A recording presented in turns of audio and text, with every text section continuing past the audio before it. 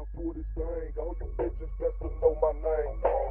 Nobody you hoes, I'm coming from South Park. Catch you after dark, I'ma spit your fucking chest apart. Follow you.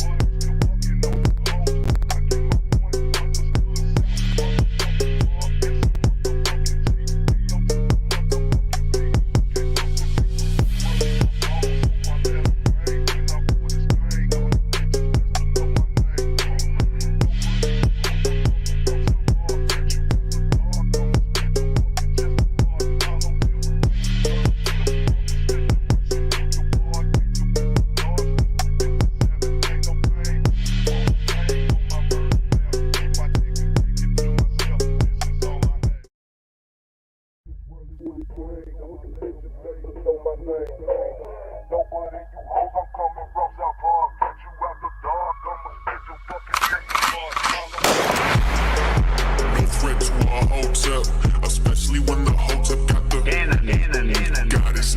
Mask off, he's working his ass off, trying to tell y'all goofy dudes what they plan. It's Hotep, Hotep.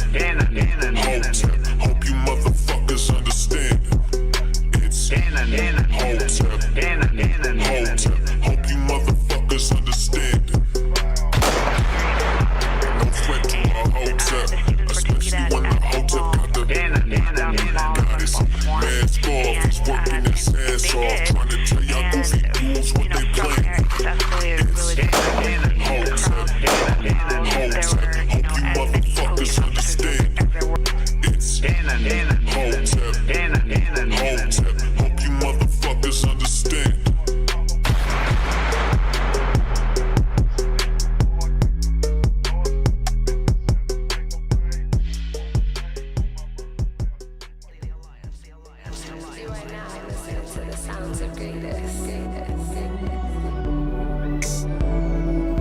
Ooh, kill 'em, kill 'em, kill 'em.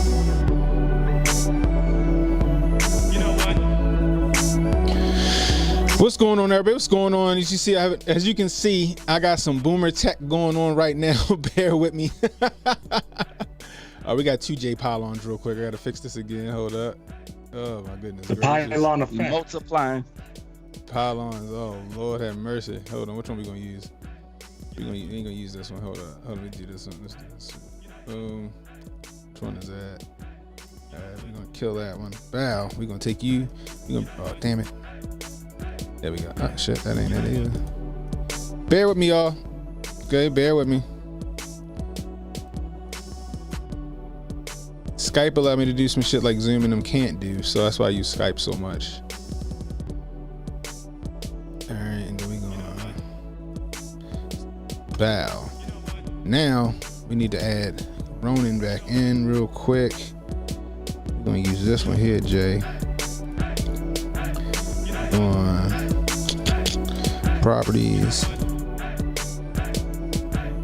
and I think this Ronin right here. Boom. I think that's him right there. Hey Ronin, say something real quick. Can you hear me? There we go. All right, so bow. Okay. All right, so only thing is Skype shows. Why does Skype only show that? That don't make sense. I don't know what's up. Skype be weird. I can hear you though. It's good. You're just gonna need the presentation. I dropped that in the chat. Okay, I got you. Let's get all this going. So what we'll do, what we're gonna do is this. Cause you usually stay anonymous, right? Yeah. All right, cool. So that's what I'll do. We're gonna do this right here, Jay. It's gone. Hold up. Oh goodness gracious. Hold up, y'all. I swear I know what I'm doing, yo. I swear I know what I'm doing. I promise I know what I'm doing over here. Boom. Was that right? There we go. Now we're gonna bring Jay back in. There Jay go right there. I promise you, I be knowing what I'm doing, yo. I'm telling you. I do this shit for a living. Skills. There we go. All right. Is my mic okay? Yeah. Salute to the chats. Hello, CannonHotep. Hello, Ronin. How you living? Hello, sir. Hello. Much love. I make sure you ain't got a echo real quick, cause you might got an echo for real. Hold on. I think you are. I think you're good. Say something one more time, Ronin. Can you hear me? All good? All good. Jay, say something. Some. All right, we gravy. All right, let's get it. I appreciate you guys bearing with me in my boomer tech moment. Welcome to Cannon Speaks. If you're new, hit the like, hit the subscribe button, hit the notification icon. It'll let you know when I got new content coming out. Please share the stream. Let people know we live. Catching the replay, leave a comment. Let me know how I'm doing. I can use that constructive criticism. Anyway, guys, let's get to it. So today we got a presentation happening. My man, y'all know him as Koish Ronin. That's what I'm saying. Am I saying that right, yo? Yep, Kios. Kios Ronin. Y'all see him in the chat every so often. You know what I mean? So I'm downloading your what's the name right now? Make sure this shit open. Bow, there it go. How about that? All right, so we're gonna put that over here. Make sure I share this to you guys.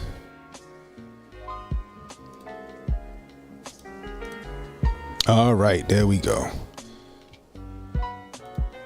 All right, so he hasn't. He's been trying. I was supposed to have him on the channel a couple weeks ago, but I had some shit going on and I couldn't do it.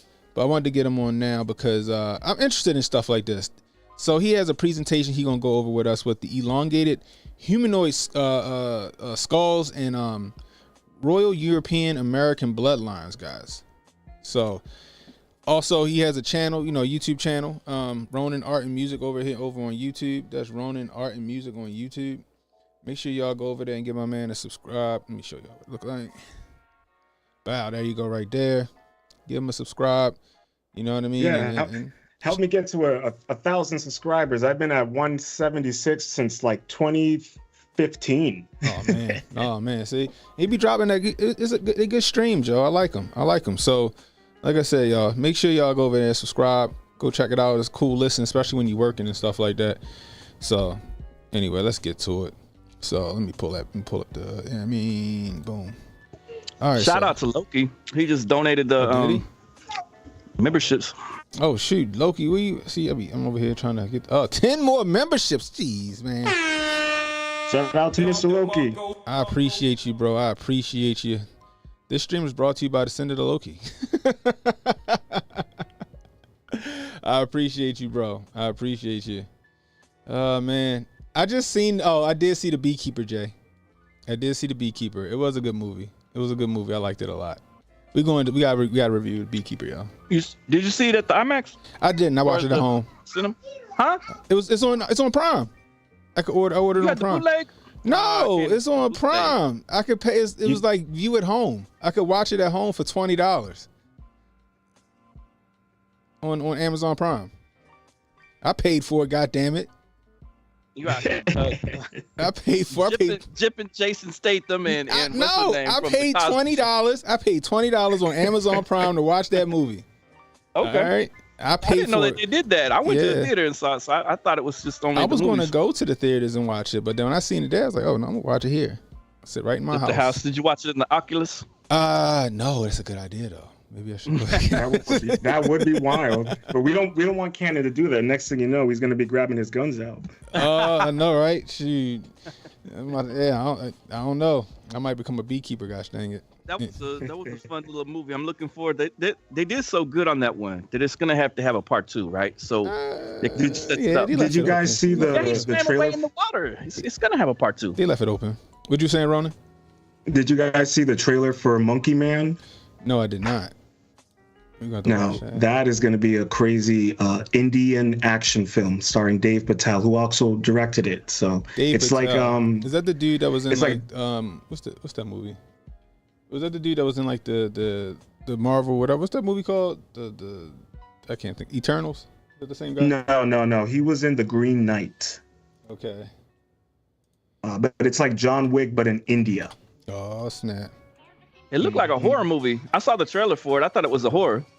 It seems like it has a horror martial arts kind of action-esque vibe to it. Oh, he the same guy that was in The Beekeeper. Oh, what is he? Okay. Yeah, he was like her partner, right? Am I wrong about that?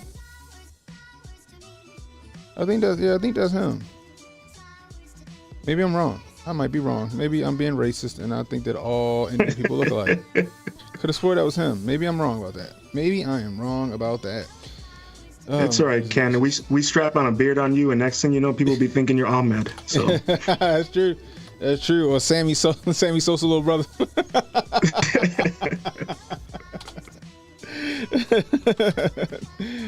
My skin already light. I ain't gotta go through that. You know what I mean? I ain't gotta go through that. I want to see if that's the same guy. Hold on, where's the cast at? Oh man. Anyway, so let's go ahead and get into this. All right, so let's go. So where we starting at? So go ahead and give my people a little synopsis of what we about to go over real quick.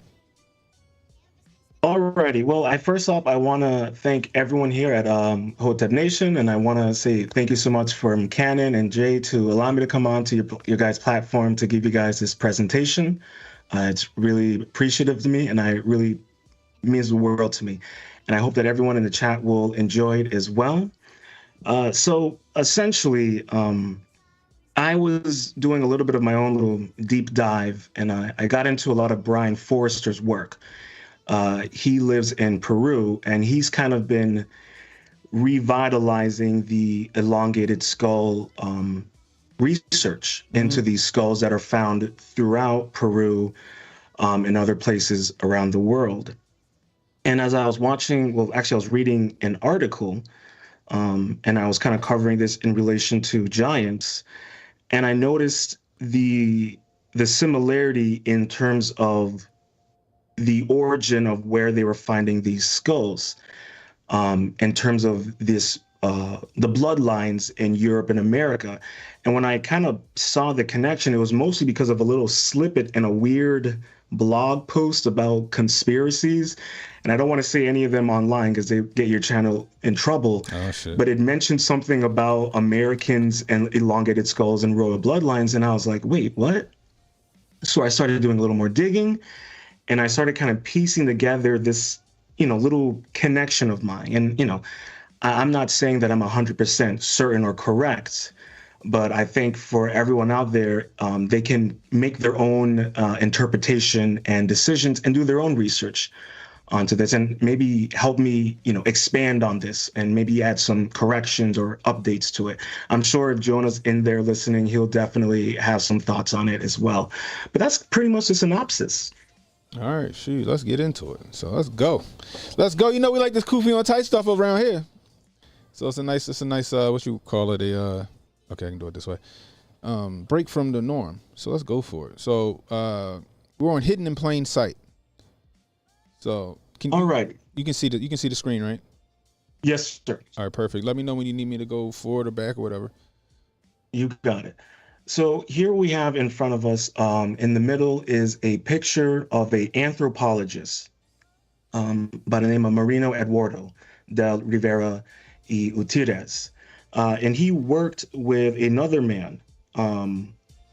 Actually, no, first is Rivero y Gutierrez, who you see and present in front of you, and the other one is Marino del Eduardo. I couldn't find a photo of him. Okay. But they were anthropologists that were spending some time in Peru, and they were, interacting with the local populace and also exploring, old temples and sites. Okay. And during their research, they uncovered a lot of these, elongated fetuses and bodies as presented in front of you. On the left-hand side, you have a quote from both of the researchers, and below the photo it says, "We ourselves have observed the same fact of the absence of signs of artificial pressure. And many mummies of children of tender age, who, although they had clothes about them, were yet without any vestige or appearance of pressure on the cranium." And we'll get into that later on in the presentation on why that's a bit of an anomaly. And on the right-hand side, you have another quote from the anthropologist. "The same formation of the head presents itself in children yet unborn. And of this truth we have had convincing proof in the sight of a fetus enclosed in the womb of a mummy of a pregnant woman, which we found in the cave of Huache, 2 leagues from Tarma, and which is at this moment in our collection." And these are excerpts from the Peruvian archives, which if anyone is interested in, you can go on and get the PDF. It's a bit of a read, but it's well worth it if you're interested. Next slide, please. Okay. Oh, hold up. Sorry. There we go. Okay. Our mainstream paradigm. Artificial cranium deformation is a form of body alteration in which the skull of a human being is deformed intentionally. It is done by distorting the normal growth in a children's skull by applying force. This practice was known to be utilized by elites of various cultures and societies throughout the world: South America, North America, Greece, Africa, China, and many more. Quote, "Many people believed, as they believed a flat, longer head was of a more desirable trait to process." And this is kind of where things started the bolts in my head started turning. Chinokans, in their culture, which is a culture in Canada, indigenous Americans, people with round heads could be and often were enslaved, or at least looked upon with disdain. So you have this weird, kind of physical, social hierarchy that's going on where you have people with, these elongated skulls as seen in the pictures to your right, and then those who have, normal skulls like us. These rituals appear to go as far back as the 9th millennium BC, though the actual ritualistic societal purpose of the practice among proto-Neolithic Homo sapiens is unknown. I personally think I may have figured out a little bit of what it is that makes these elongated skulls so important, and the presentation of it and the modification. Quote below, modify their skulls emulating an elite group of people that came before them. If so, who? So this is kind of where this whole idea of, as you see in the photo to your right, you have an actual photograph of artificially shaped skull from a tribe member in the Congo. And then you have another one here with the drawing from Canada. And below is a drawing of how they did it in South America and in Central America, the various forms of cranial deformation that you can find. What's interesting about it is that there seems to be a pattern in the same style of modifying the skulls throughout the world. Next slide, please.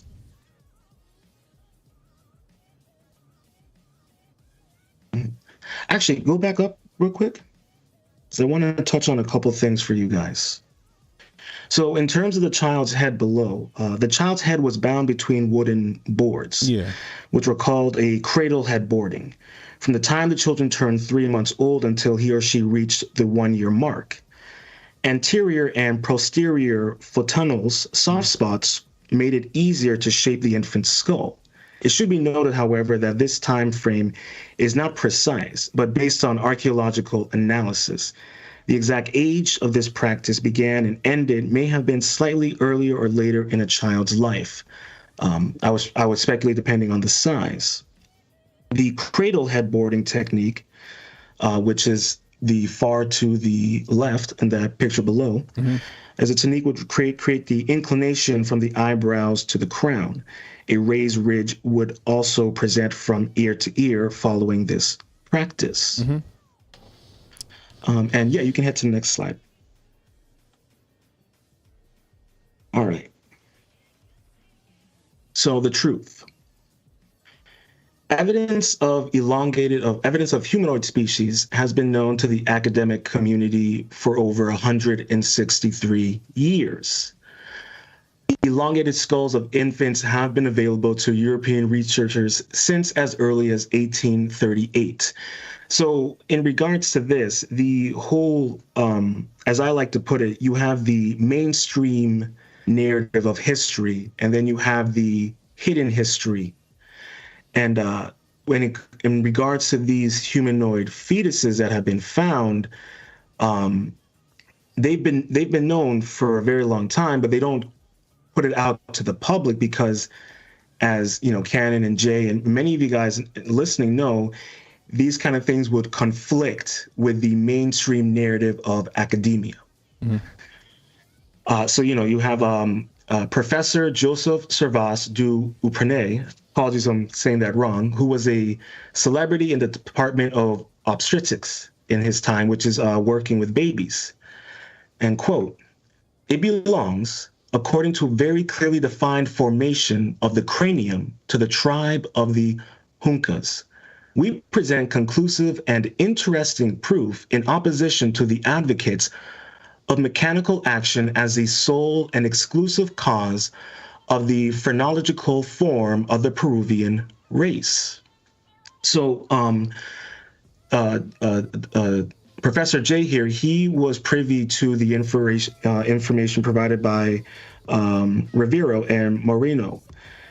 And during his interpretations of what they presented and what they brought back, he was able to infer that there's something that doesn't add up here. There seems to be a disconnect between these, you could quote unquote, modern elongated skulls and those that are found in these mummies.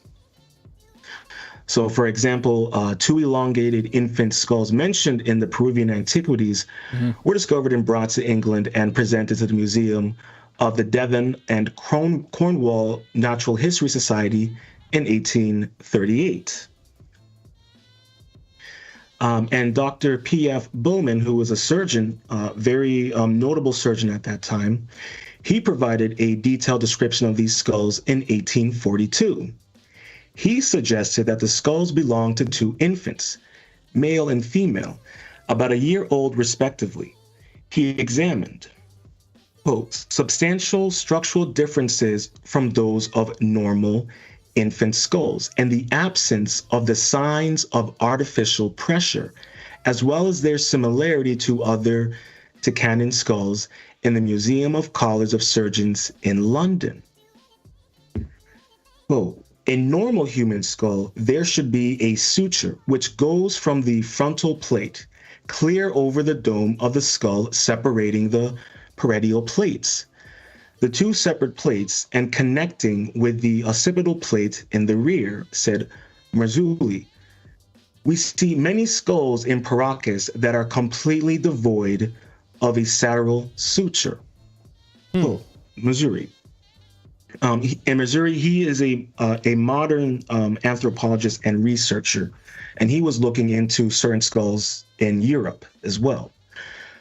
Rivero and Tushdie, Blemmy, Graves, and others hypothesize that these skulls belonged to an extinct race of people who left their legacy on the populations who succeeded them as a practice of artificial cranial deformation.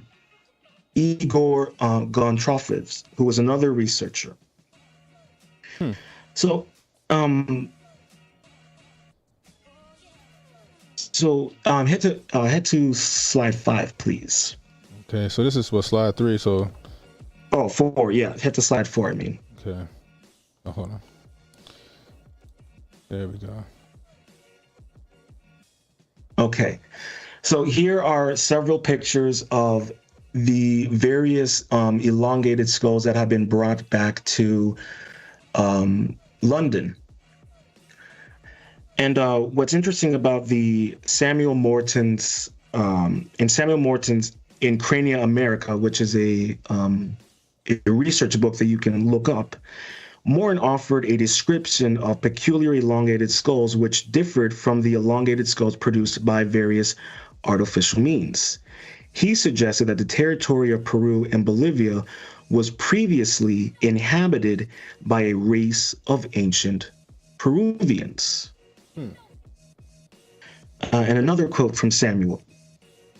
I have been so fortunate as to have the examination in my own and other collections of nearly 100 Peruvian crania, and the result is that Peru appears to have been at a different times peopled by two nations of differently formed crania, one of which is perhaps extinct, or at least exists only as a blended by advantageous circumstances in various remote and scattered tribes of the present Indian race. Of these two families, that which was attendant to the appearance of the Incas is designated as ancient Peruvian, of which the remains have hereby too been found only in Peru, and especially in that division of it now called Bolivia. And please head over to slide 5. And they're taking advantage of these fissures, or these like I guess cracks in the skull, at the younger age. This is, as far as artificial, because these right here, this pictures right here, these are natural, right? These are naturally formed like this. Yes. But you had people so the previous slide showed people that were influenced by these natural elongated skulls that wanted to kind of mimic it. So they would use the cracks in the skulls and the softness of the child's head to obtain this. Exactly. Damn. Here we go. Which slide is this again? This should be slide, let's see. I'm pretty sure slide 6. This is slide 6. Slide 6? Okay, perfect. This is slide 6. Perfect. All right. So the narrative is stranger than the truth. So what you see on your left-hand side for you guys and the listeners are two skulls that Brian Forster, as I spoke earlier, who has been working with a lot of the Peruvian antiquity museums and these researchers. These are some of the similar skulls that you've seen in the illustrations. The image to your right is a picture of the actual human skull. Now you see the highlighted line down the middle. That is the sagittal suture line. That line is how you indicate that you are a human, Right. that you are one of us. Right. The infants, the fetuses that they were finding, they did not have the suture line, yet they still had the elongated skull, which means that that was not of cranial deformation, that wasn't modified. They were born that way, or they died of that way.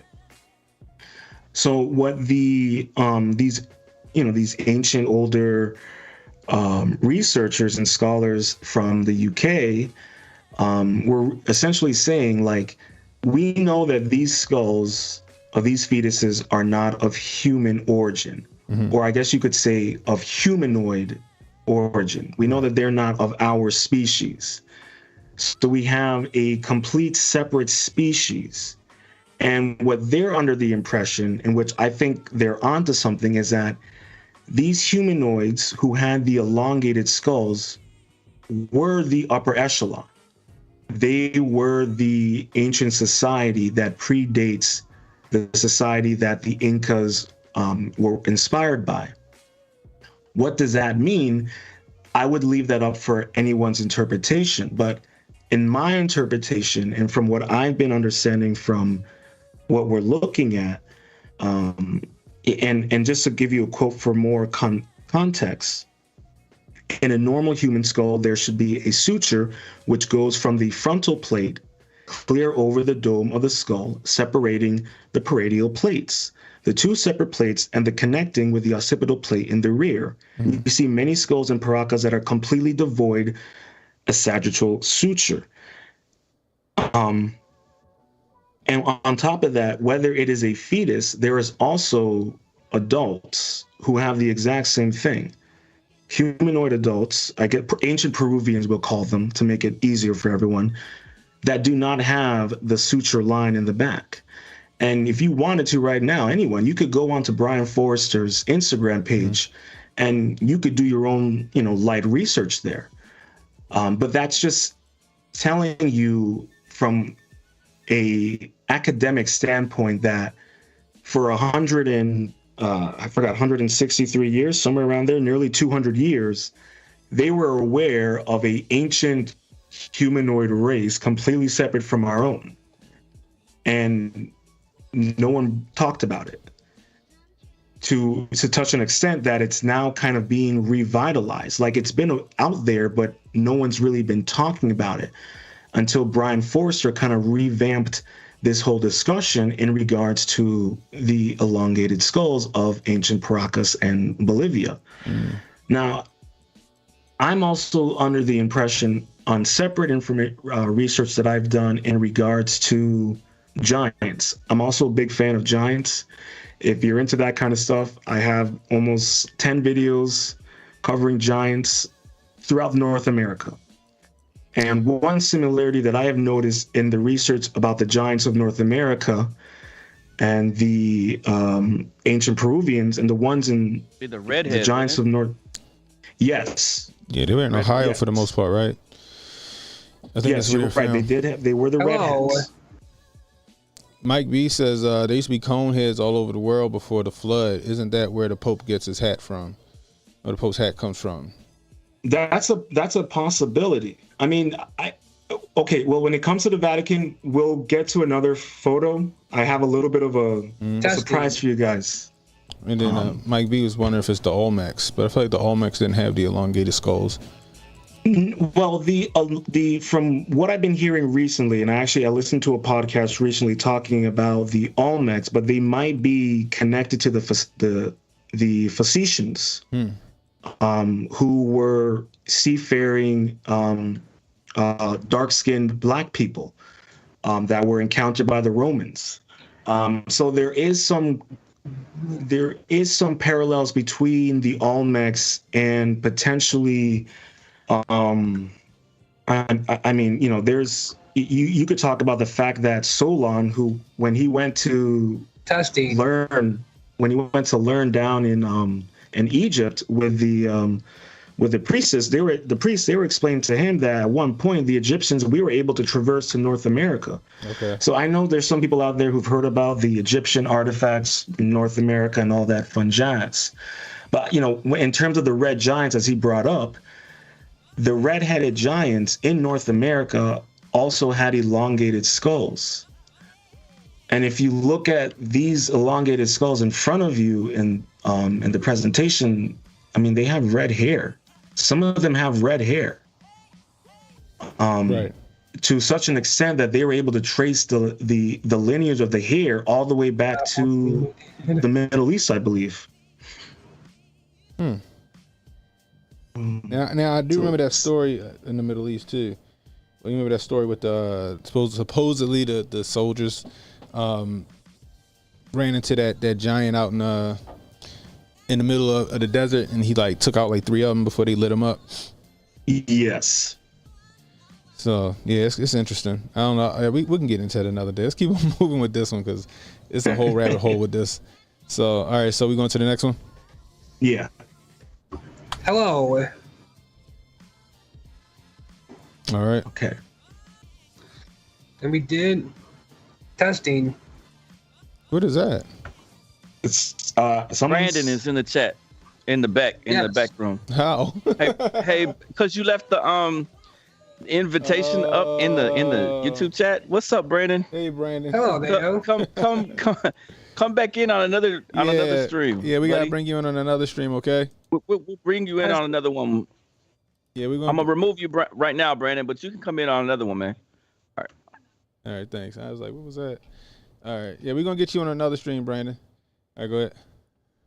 Sorry about that. No problem. So you know, here you have and can you just tell me which slide this is? I just want to make sure I'm on the right. This should be 7, I believe. Yeah, 7. 7? Yeah. Okay, 7. Okay, cool. Just want to make sure I got my notes correct. All right, so here you have both pictures from Brian Forrester's Instagram, and I highly recommend anyone out there, please go check his channel out or his Instagram. He does have a YouTube channel as well. If you're someone who likes to do exploring, he does these Inca travels where he takes you to Machu Picchu and he shows you all of that stuff and all the ancient megalithic structures and all that fun jazz. But let's continue. Here on your left hand, you have a picture of what is a human skull that can be molded and deformed in shape. But cranial capacity cannot be added. But you won't find this in the elongated skulls in the museums. So essentially what he's implying there is like, you can't make the skull bigger to fit the brain. Does that make sense? Yeah, it makes sense to me. So, yeah, because it's because when you're what's the word? I guess deforming the skull, you're also deforming the brain in the skull. It's not like it's creating more space. Yeah, exactly. Yeah, I can understand. Exactly. And that's the thing with the ancient Peruvian skulls is that there's none of that. It's completely natural, and there's no suture line. As we can see in the image to your left, in the black and white image, you can still see the suture line in this cranial deformation. But they won't explain to you how well that's only because they modified the skull. There's a lot of and how I see a lot of this stuff is there's a lot of manipulation. So they kind of tell you the truth, but within that truth, they litter it with lies. It's the art of omission. Right. Line of omission. Art of yes. omission. Line of omission. Exactly. So like, you know, you could go to the Cornwall Museum in the UK and ask them about speaking with those various researchers, and they'll tell you, oh yeah, we have all this information. Yeah. And like, well, why won't you put it out to the public? They'll probably give you crickets, or they'll hang up the phone on you. It's no different than calling the Smithsonian and asking them, hey, what are you doing with all of those giant bones that you have down in your basements? They'll either hang up the phone on you or tell you that's not true, even though they literally had a program within the Smithsonian led by an individual whose entire purpose was to destroy or hide or suppress any information regarding giants and pyramids in North America. But that's a whole nother rabbit hole. So, for the cranial capacity, the cubic capacity of the brain case estimated for the living by formal based on head measurements and determined for the skull by filling the cranial cavity with particulate materials as mustard seed or small shell and measuring the volume of the latter. That's how they're able to measure these skulls. Baby skulls can accidentally be elongated by resting on hard wooden surfaces or being strapped into carrying packs. For another, he says that when ancient tribes intermarried for political reasons, usually one or two individuals at a time did so. It would be extremely unusual to send more than a dozen women in a single generation. And that is because they have found dozens of elongated skulls in Europe. It begins with a B, but I cannot even think of the name of it right now. But they're everywhere. I think if you head to the next slide, it should provide a bit of context. Yes. So they're doing head binding in this one, I see. Yeah. So the Bavarian, yes. So in a handful of medieval Bavarian farming hamlets populated by mostly blue-eyed blondes, more than a dozen women with dark hair, dark eyes, and unusually elongated skulls would have stood out. A new DNA study suggests that these women, whose striking skulls have been unearthed from nearby grave sites, were high-ranking treaty brides from Romania and Bulgaria, married off to cement political alliances, yet others are skeptical.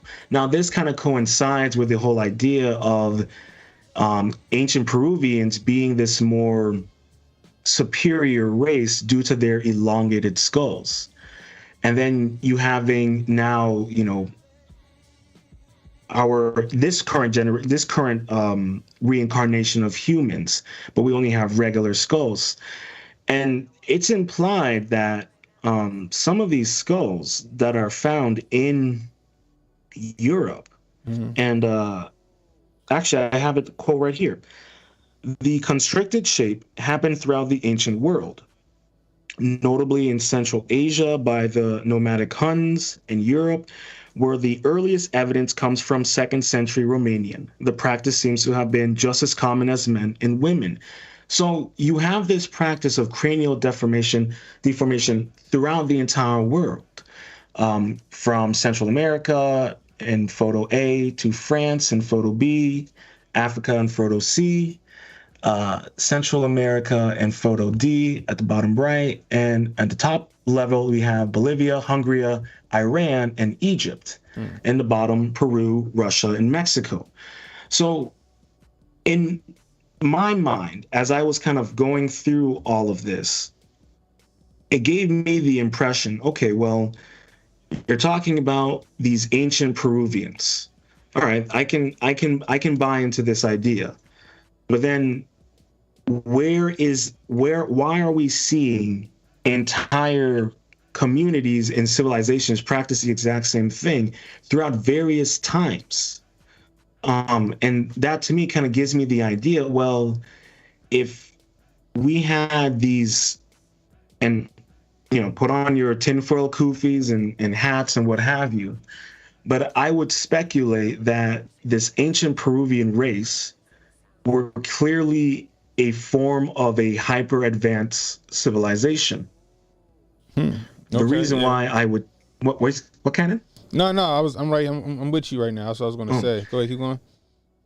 The reason why I feel that is because when it comes to the Cusco Wall in Peru or Machu Picchu, many of these megalithic sites throughout South America, and I will include North America because I'm going to have to because of the red hair connection between the elongated skulls in Central and South America and the elongated red-headed giants in North America. I don't necessarily know what the connection is, but I get the impression that there was a hyper advanced civilization of elongated skull humanoids that populated the entire planet. Personally, maybe not the entire planet, but definitely North America and in Central and South America. I mean, I guess I would say Europe as well, because if you're having the same practice throughout everywhere in the world, and don't quote me on this, but I believe in some of my research, I even heard Japan. It leads me to believe that those ancient civilizations were looking up to a previous advanced civilization that either was wiped out during any of the cataclysms, whether they abandoned the cities. You can go with they went up into the space, or you can go with where they went underground, into, the catacombs. I mean, there's the amount of old articles from the 1800s and 1900s in North America about massive catacombs with burial grounds and massive murals, to the point where it starts making you wonder, well, what about the mud flood theory? What about these layers of mud and water and erosion that has suppressed so much old civilizations that we don't really know about?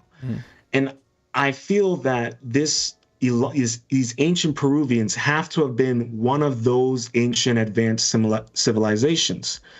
I mean, if you look at the fact that they're still now using LADAR technology, which is ground penetrating in Central America, they're finding where what looks like entire jungle, there's actually an entire city there with roads and everything. And when you look at them from the sky, they look like circuit boards. Yes. So yeah. So I'm sure you've caught on to that. And whether you could even add into the whole concept of ley lines and using energy to generate these areas, whether it's the pyramids in Egypt or even the ones in Mexico. But what I'm seeing here, to me, is that we have to kind of break free from this narrative that we've kind of been told, and we kind of have to start doing our own research and asking these questions. Why is it that there are pyramids in North America? They call them mounds, but if you were to clear off all the dirt and debris and trees, they look like pyramids. Right. No different in Mexico, or even the pyramid in Indonesia, which is 27,000 years old, and they suspect that it might be one of, if not the oldest pyramid in the world. I have some discrepancies on that, but to give you a perspective on how wild this whole idea is, they found a gold coin in the pyramid in Indonesia. They trace the gold from a mine in Turkey. So you have to ask yourself, how did a gold coin made in Turkey get its way to Indonesia? Tunnels? Tunnels or wormholes? Sailing.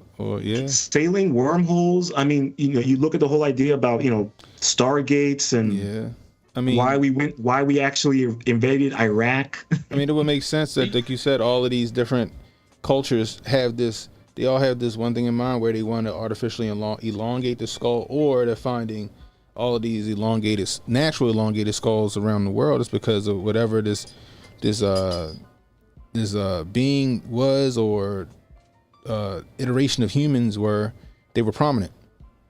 You know what I mean? And so prominent that you would have areas where if you had a regular formed skull, you were looked down upon.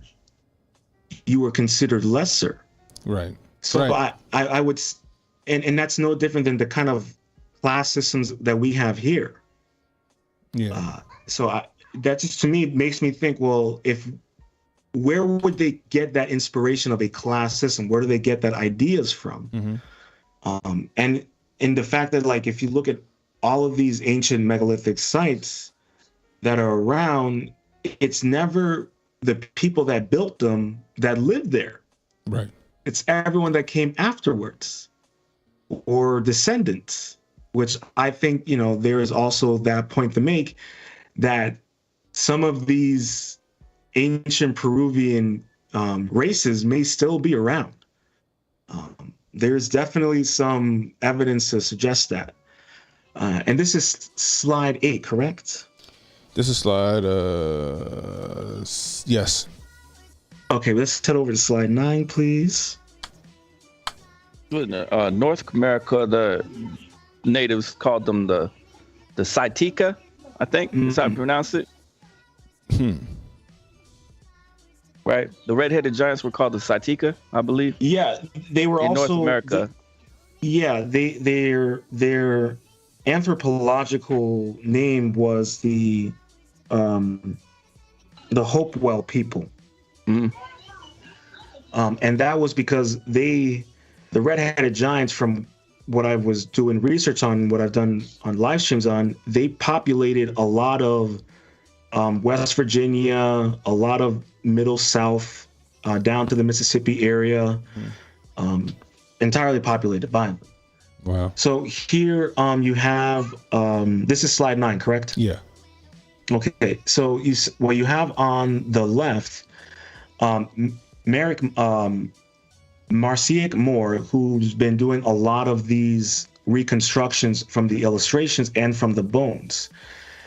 And so what you have in the middle then is the actual skulls of elongated infants. Now, if you can see, there's no suture line. Right. That would indicate that they're one of us. So those are naturally formed elongated skulls.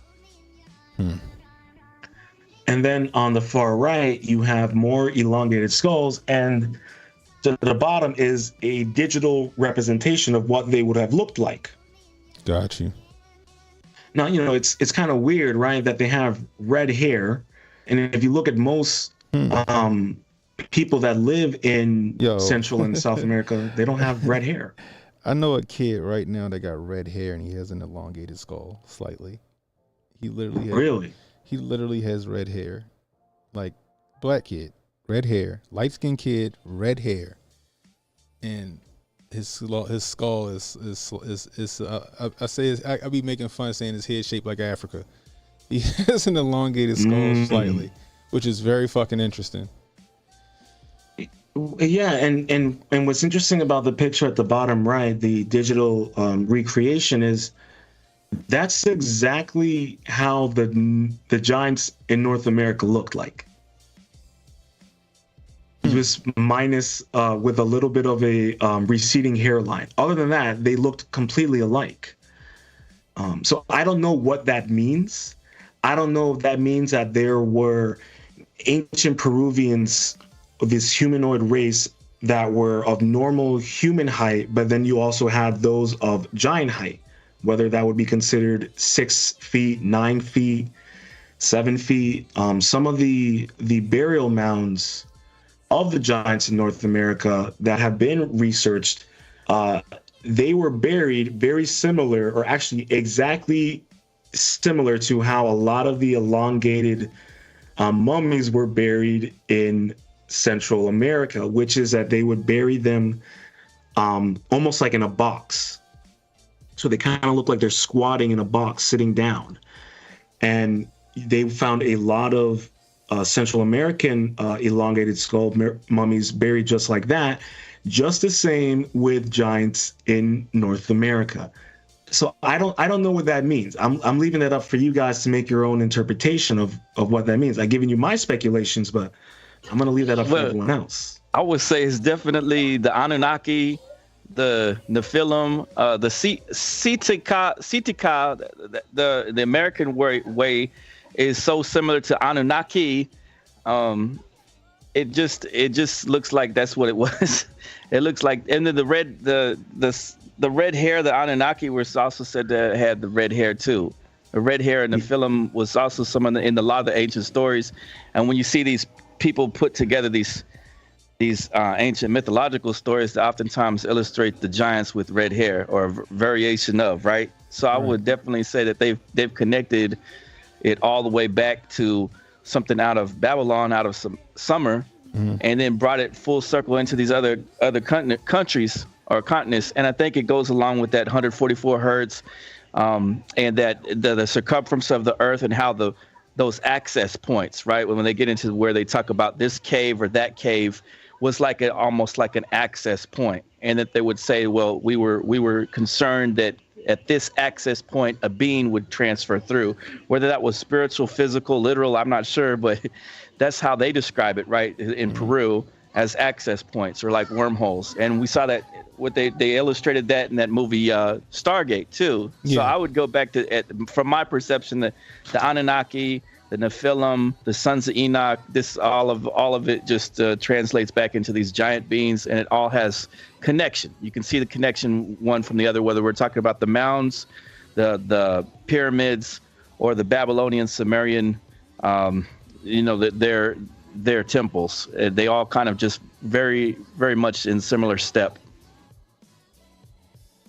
And you're exactly right, Jay. And that's why, like, what I find so fascinating about this is, so, you look at the comparison with pyramids, whether it's the pyramids in Mexico or the pyramids in Egypt, they look like pyramids. Whether you look at the pyramids and there's a pyramid in Greece that's 600 years earlier than the pyramid in Giza. You look at the Bosnian pyramid. Yeah. So you have all these pyramids throughout the world.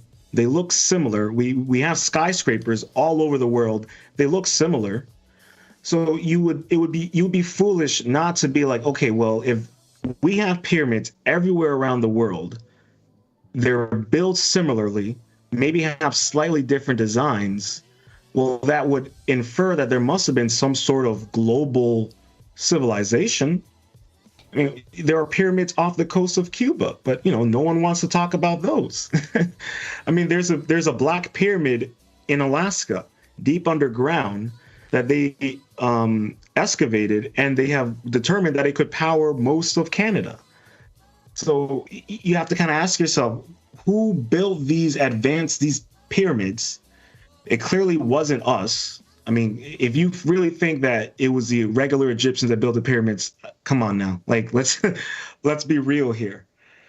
Whether you look at the whole idea of sound technology, whatever it may be, these ancient Peruvians were clearly super advanced and super knowledgeable. Because why are you finding, whether it's actual ancient Peruvian skulls or you're finding people who are copying those ancient people, there's something there to be said for any of us to kind of ask ourselves this question: why are they copying these people? We do the same thing. We copy superstars. When the baggy pants trend started hitting off in hip hop, we all started doing it. Yeah. There are so many trends that we see the elites do that we try to emulate. And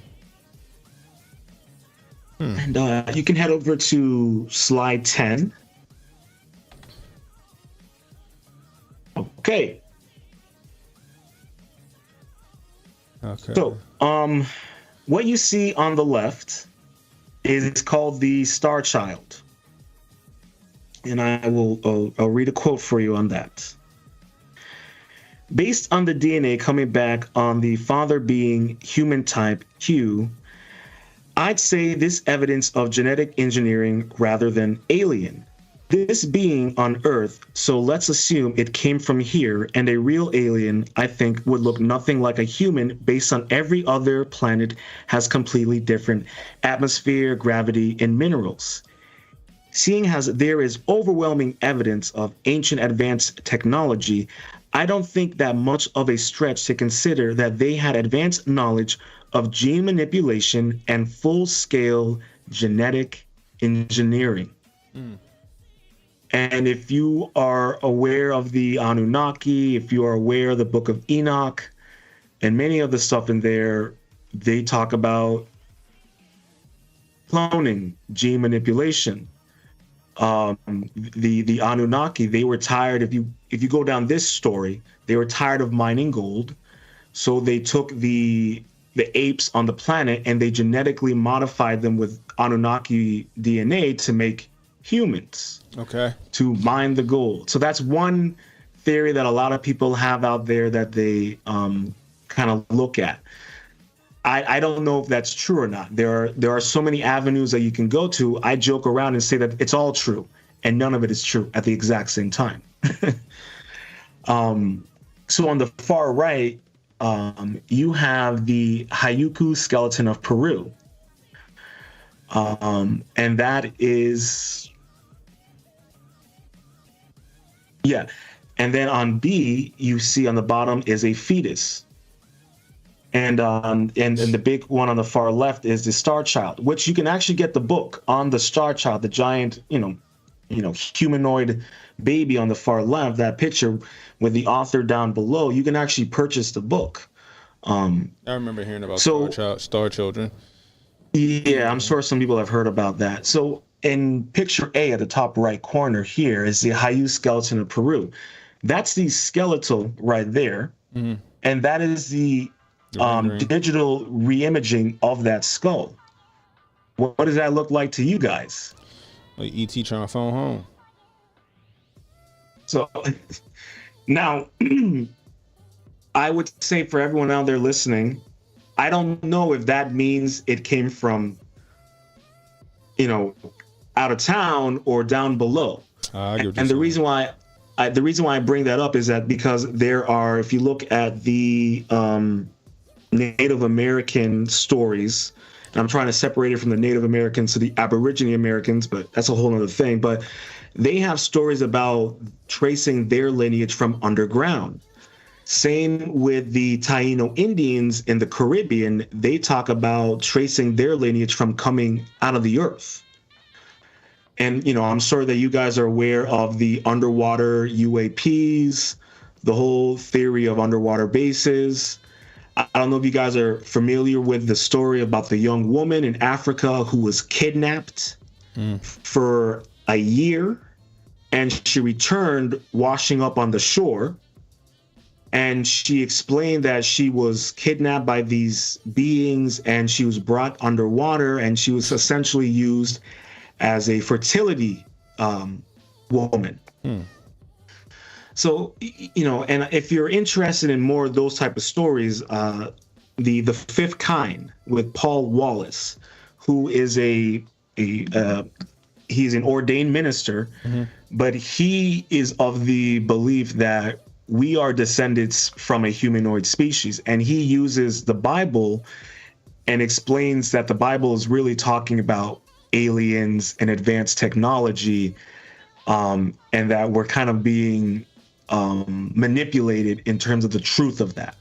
So that's someone, if you're really interested, he has a great book series and his YouTube channel, The Fifth Kind, if you're interested in that kind of stuff.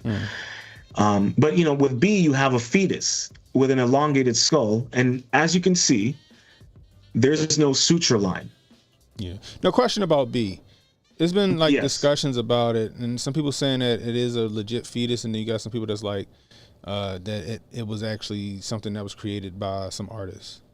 So is this actually this was a legit thing? Yeah, that's not the one that you're thinking of. Okay.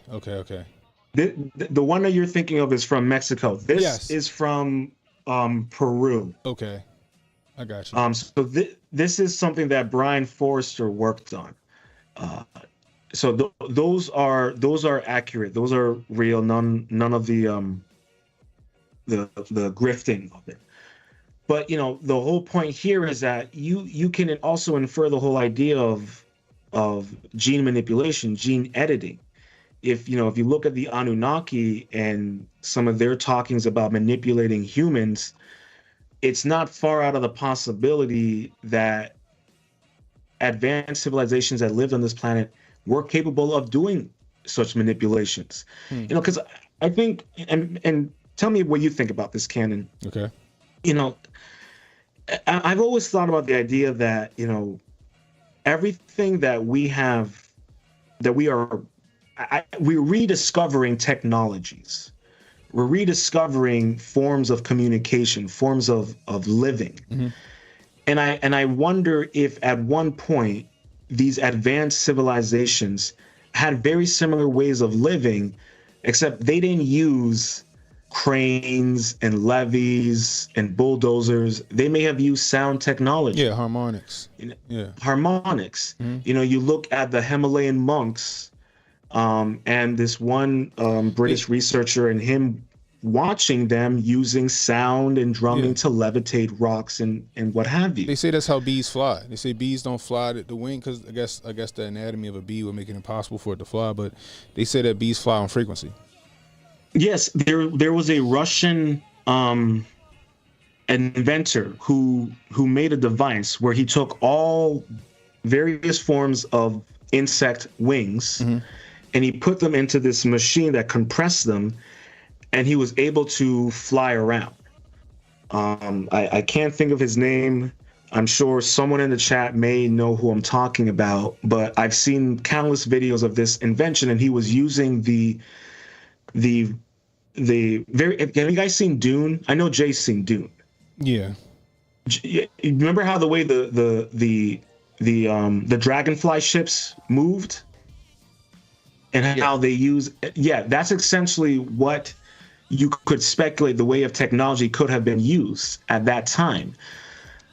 So I really feel that whatever these various ancient Peruvian civilizations, they were clearly advanced, so much so that we can't copy we can't recreate the Great Pyramid. We can't recreate any of that stuff. So you kind of have to ask yourself, what's going on here? Why is it that the Bosnian pyramid has the same frequencies as the pyramid in Giza? Who did that? How? We can't do any of that stuff right now. Yeah, I agree. I mean, because you had the one guy. What was the one guy who he had like a coral castle or something crazy. He was getting all of these heavy rock dropped off, and he didn't have any cranes. He didn't have anything like that, and he was moving these big pieces of rock that he was having delivered, and nobody knew how he was doing it, but they heard sounds. You know, yes. So they were saying, they saw these cones, weird cones that he had. Right. So it sounded like he was using. He figured out how to use harmonics to lift heavy objects. I mean, it's a thing, you know, from lifting heavy objects to even curing certain diseases where they want to use sound frequency to like eradicate tumors. You know what I mean? Sound is I guess is an untapped elixir, for lack of a better term. The guy's name was Edward Lee Scallion. That sound right? Edward Lee Scallion. That sounds like right. That. Yeah, that does sound right.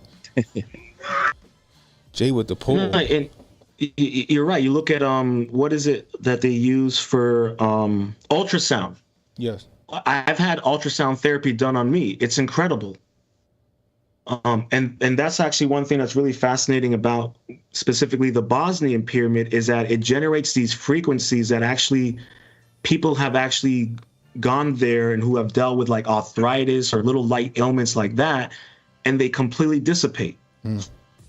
So, you know, what was it about these ancient civilizations that they were able to tap into these types of frequencies and energies that we aren't privy to, whether that's by design?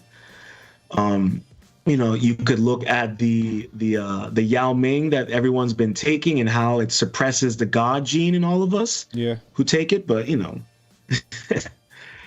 The atmospheric conditions were supposed to be different in the ancient period too. We weren't under the blue.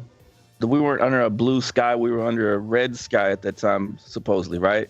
I think that's what some scholars indicate too, and I know that certainly in the field of alternative history that we were under a red sky for a long time, and we get into this red light therapy and how that's supposed to be helping people now. They're using a lot of red light and everything. Yeah, not to mention I guess the vegetation healing also wasn't right. This is one of the things in alternative history that they told us for years is that the vegetation was able to grow faster, higher, be stronger, and that a lot of this stuff you see like with the evidence of those trees, where you have trees that are like skyscrapers. There's like trees that used to exist that were as tall as skyscrapers practically, and other 5-story buildings and stuff like that, and the vegetation and the tree size and the size supposedly of the animals at the time was all very large, And one of the stories that they go back into, which is in the story of the Enlil and Gilgamesh, you have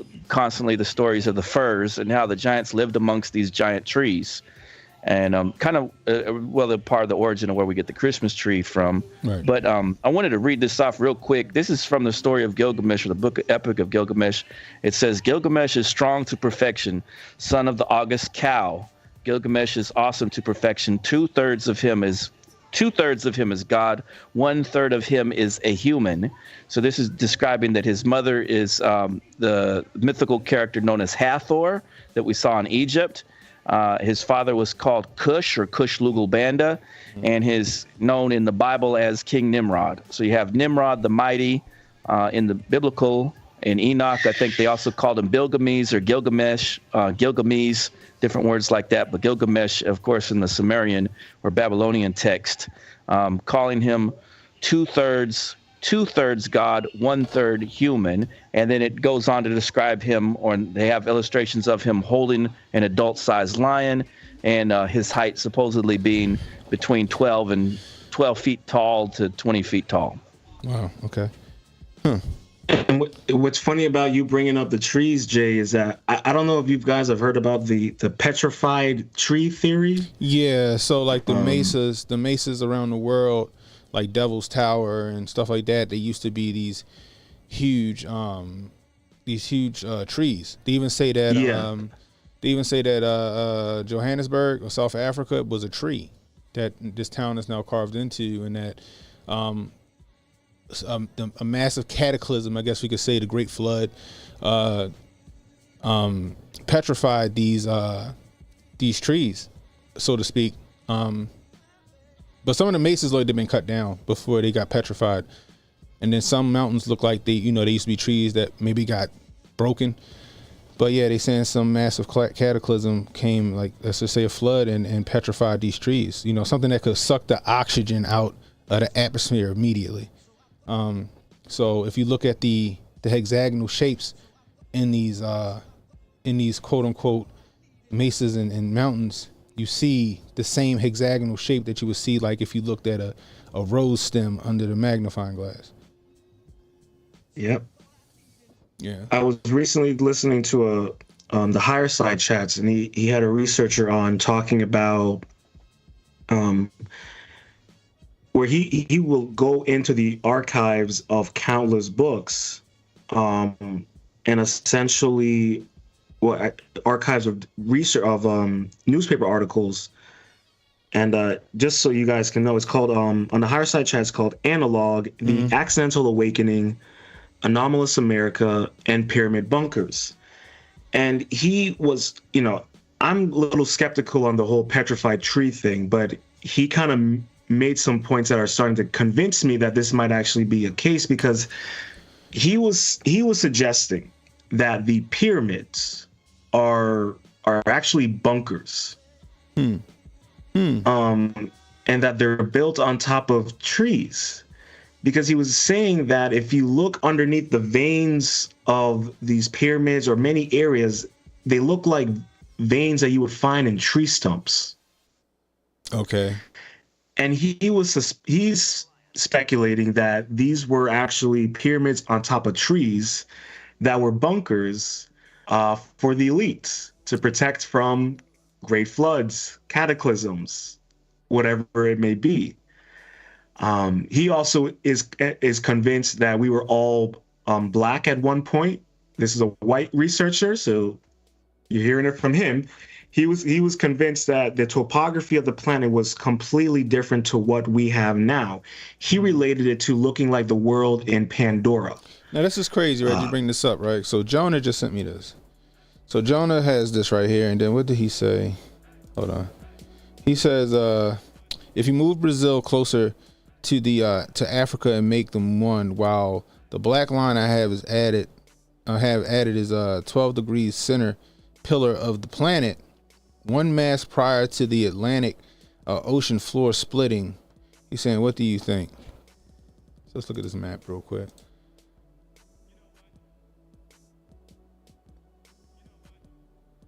You understand? You get what Jonah's trying to say? Yeah, I mean, we're it's kind of like where you see where it's located is and I think I speculate that Jonah's talking about with the ley lines. Yeah, that's what I'm thinking he's saying. Yeah. I thought he was getting into Pangea or whatever, wasn't it?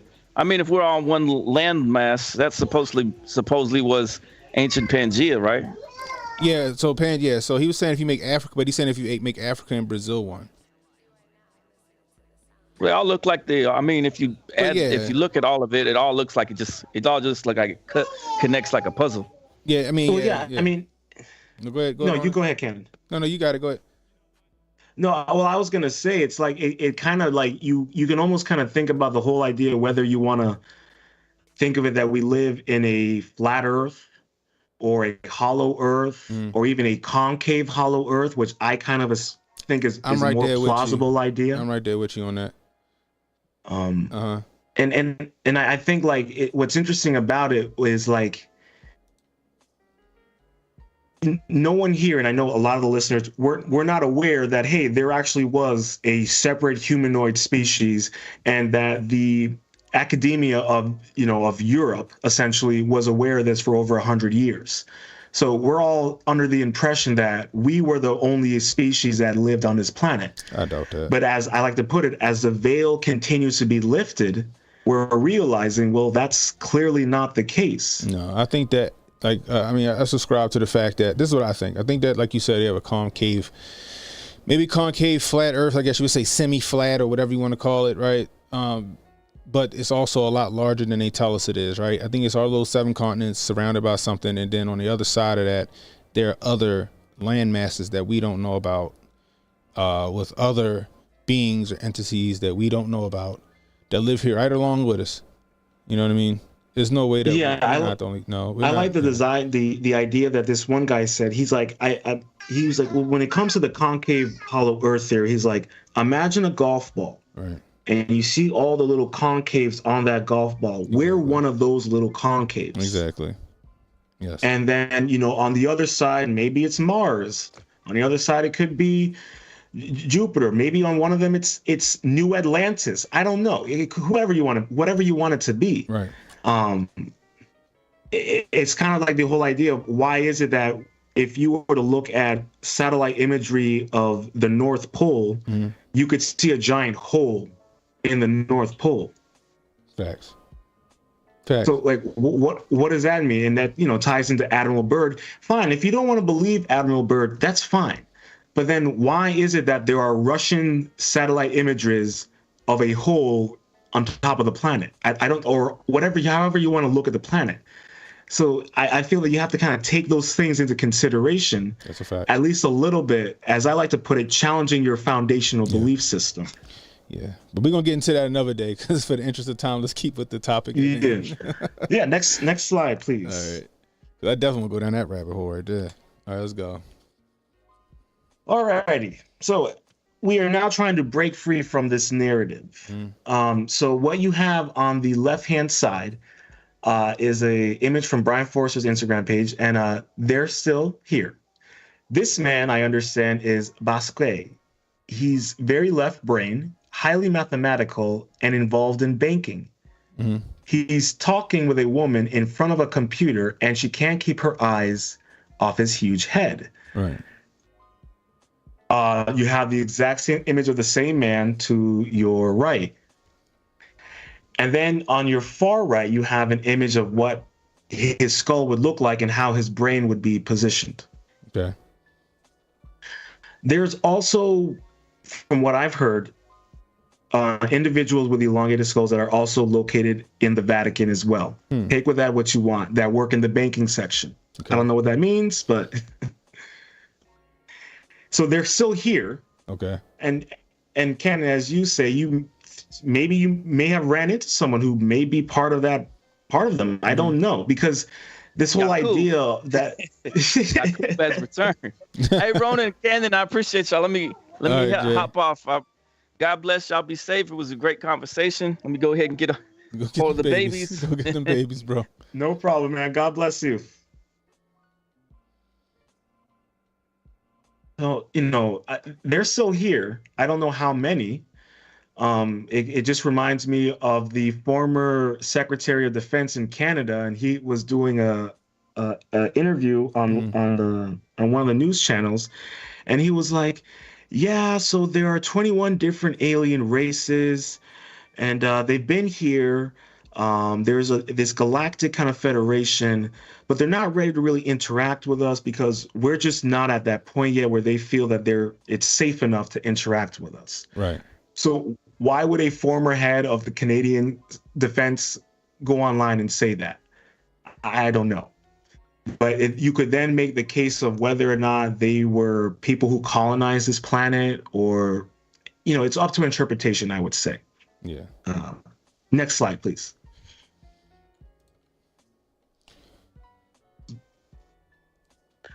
So in conclusion, the story has just begun. We as individuals, more importantly as humans, must begin to question the narrative more so than our own existence. We must speak out and seek out the truth on our own terms and initiatives.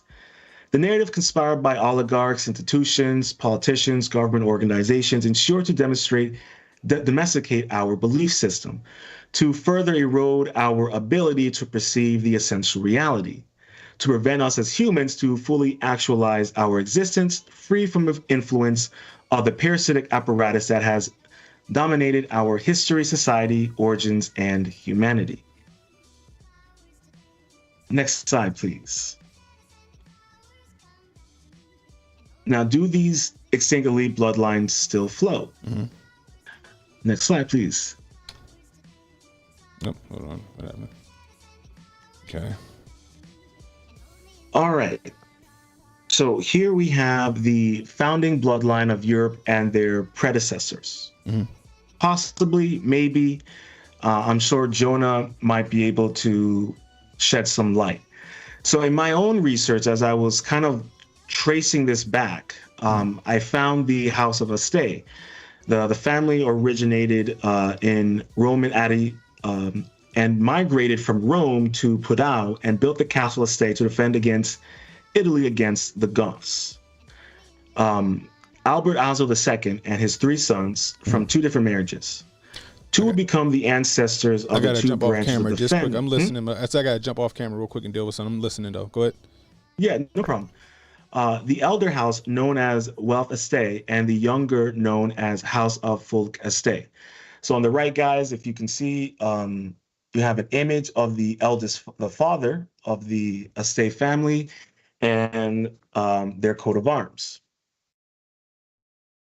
Over the centuries, Elder House of Este established the Roman Emperor and the Russian Emperor, Otto and Ivan. Well, Otto, the Roman Emperor from 1209 to 1218, and the Russian Emperor Ivan from 1740 to 1741, and the British Hanoverian monarchs, which would eventually lead into the British monarchy.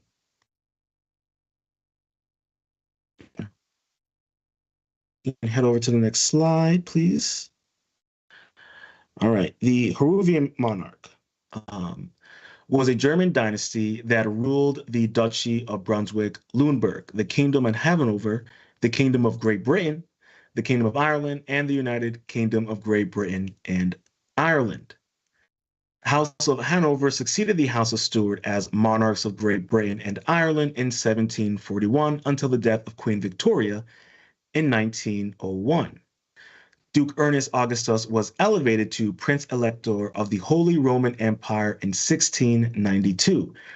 Ernest Augustus' wife, Sophia of Palatinate, was declared heiress of the throne of Great Britain, England, Scotland at that time, by the Act of Settlement in 1701.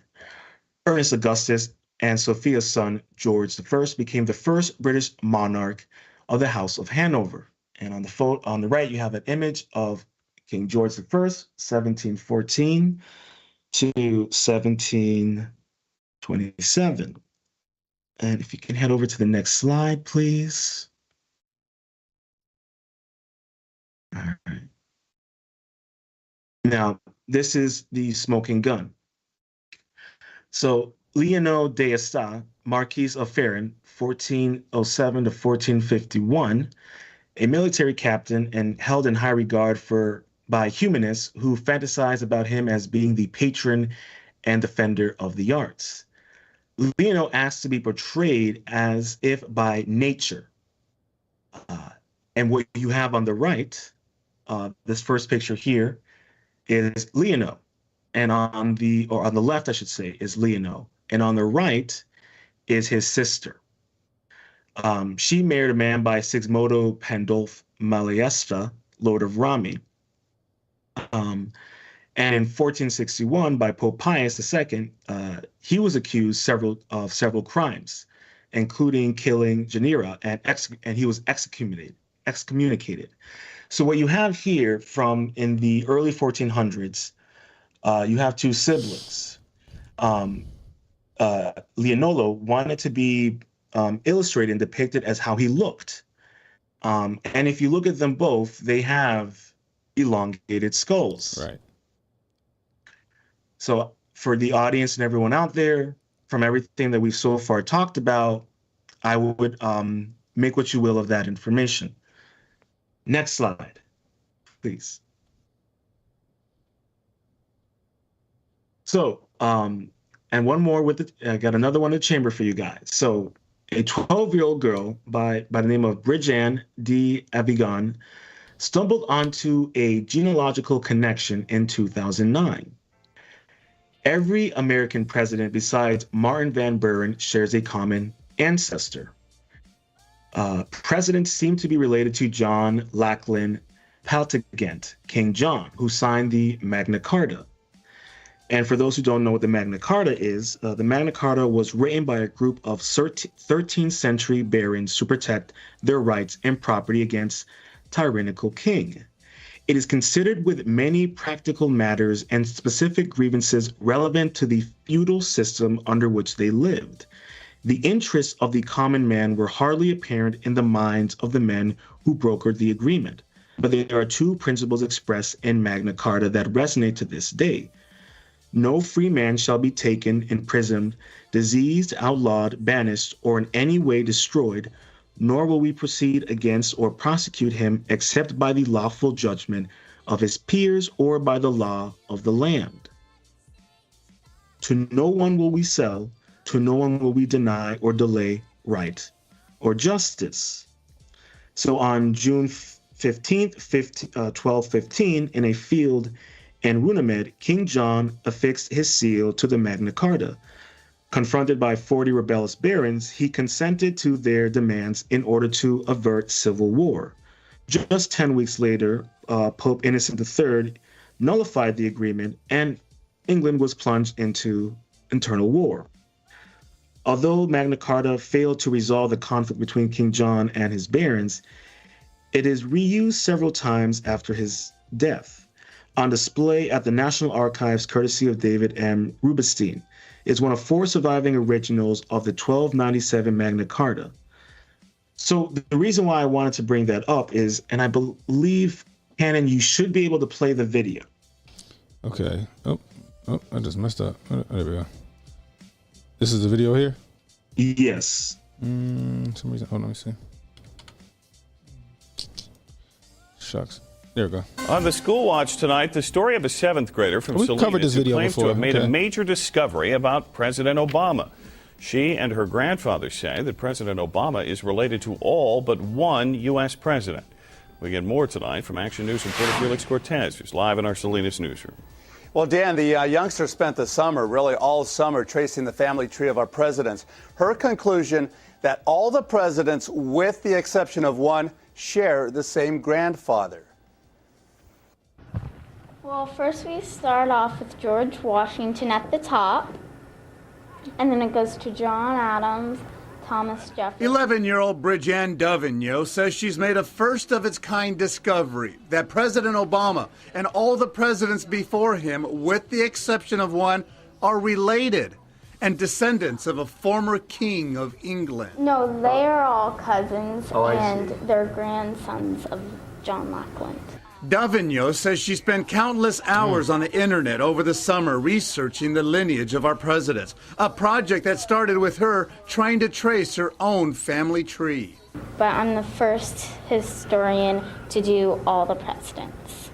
I'm very glad I got this done, and I think it will turn out to be a success.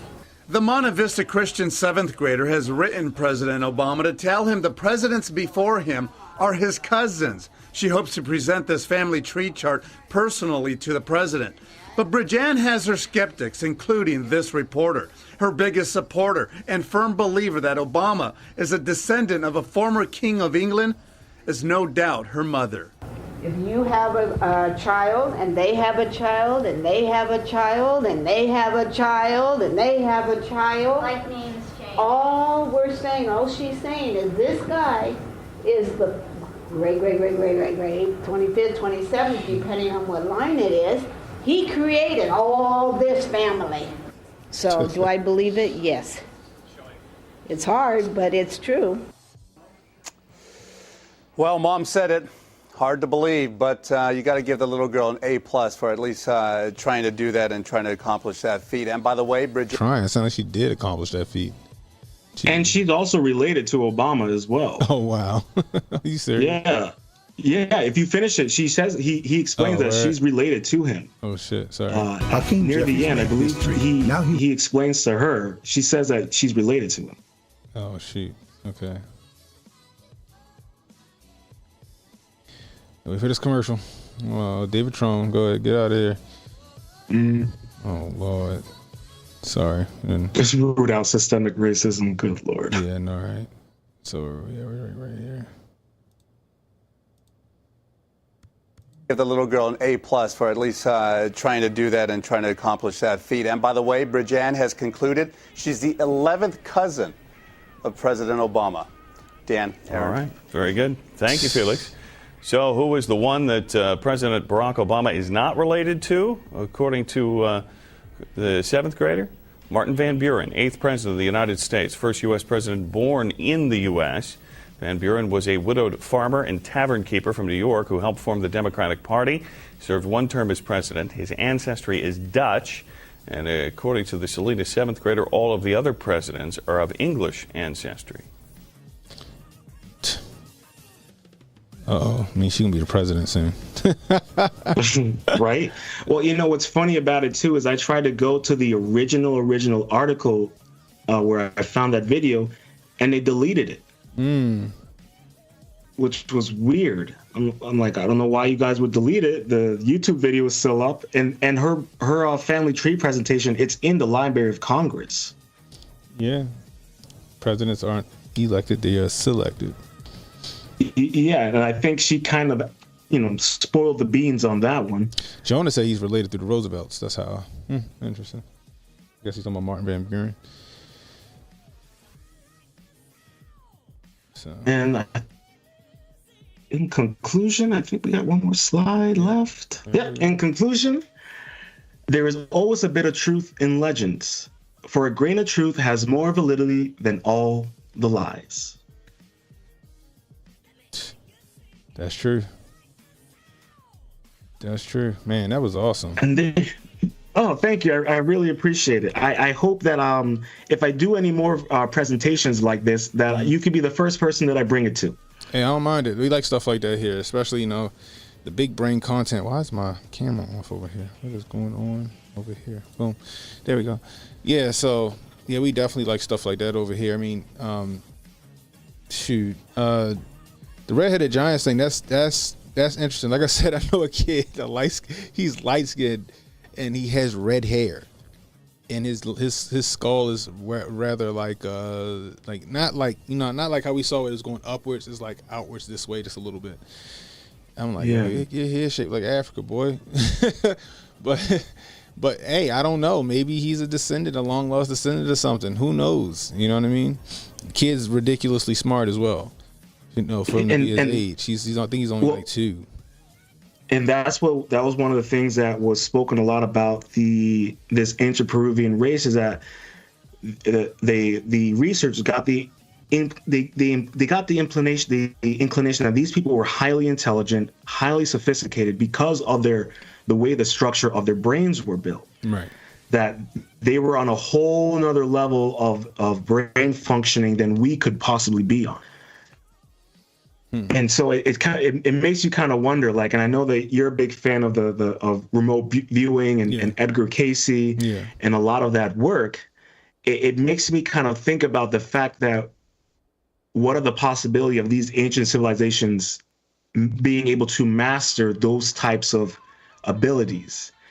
And you have people who are still have the ability of it. Maybe that's because they still have a little bit of that blood in them. You know, they've found coded DNA messages in our DNA. So, you know, like I said, as the veil continues to get lifted and as we as individuals do our own research and look into these things, you start realizing, oh, like, you start walking around kind of knowing the truth. You know what I mean? Yeah. Like in a way that, like, it's like everyone who's listened here can now go around and tell people, hey, did you know that for over 186 years, this, you know, academia knew of the presence of an ancient extinct humanoid species, but they never told anyone about it? You know, we here who are listening to this stuff, we have to kind of walk around with that kind of knowledge, you know, and it's frustrating because you'll then say some of this stuff, not a lot of it, and then people look at you crazy, but then you tell them, well, go research it, do your own research. And then they come back and they're like, hey, you know, you may have been onto something. I don't believe you, but you're onto something. It's like, well, I don't know what to tell you. And that's what I kind of wanted to do with this presentation, was to let everyone kind of make up their own mind and to, you know, put the dots together for themselves, to take what I have shared and to go with it themselves, because you never know what you might find. You might find and uncover stuff that I don't even know about. I don't know if anyone has put these dots together. I just did because I saw a little weird connection there, and I was like, hey, let me go with this. Let me see where it takes me. Hey, I mean, we appreciate it, man. This was a great presentation. It was very interesting. We're going to talk about the flat Earth situation versus the hollow Earth versus the infinite plane theory. We're going to go down that path as well. But I appreciate you, man. Let everybody know where they can find you. Well, you guys, you can find me at my YouTube. It's Ronin Art and Music. At Twitter, it's Ronin Art Music, or you can @ me at Kios Ronin, which is KOIOSRONIN.